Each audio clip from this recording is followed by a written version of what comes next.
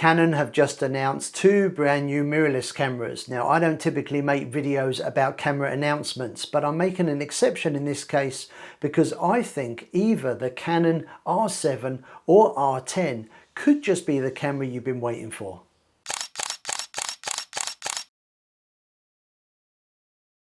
Hi, Paul here from Photogenius. Welcome to my channel where I post regular photography tutorials, all designed to help you get more from your digital camera. If you are new to the channel, please consider subscribing. In this short video, I want to talk about the newly announced Canon EOS R7 and EOS R10. Now, Canon Australia have assured me very kindly that when available, I will get the opportunity to test both of these cameras out. And of course, I'll be posting reviews on this channel. But until then, I want to talk about some of the key specifications of these cameras and tell you which of the two cameras has got me most excited and why. Now, the R10 is the cheaper of the two cameras and is aimed at the enthusiast, while the R7 is a more serious camera with a price tag to match. All these prices are for the camera body only.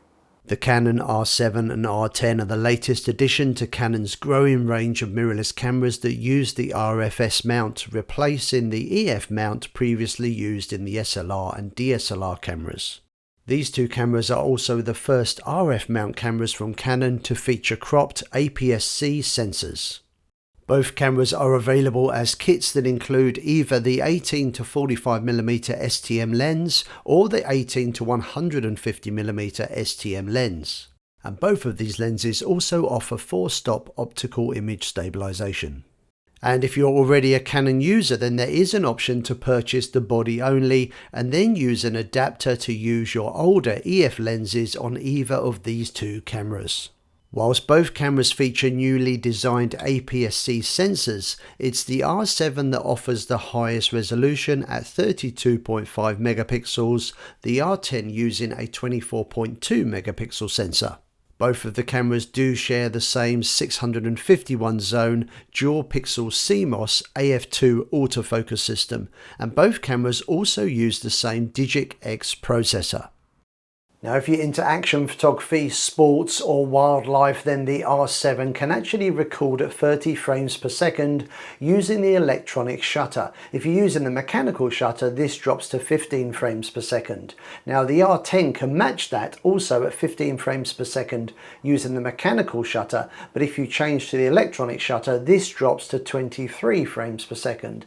Now, whilst it can't match the speed of the R7, for most users, 23 frames a second is more than adequate. Comparing the cameras side by side, the R7 is a more rugged and larger body that is also weather sealed. It has dual SD card slots and weighs in at 612 grams. The smaller R10 is of course lighter but offers no weather or dust protection and has a single SD card slot.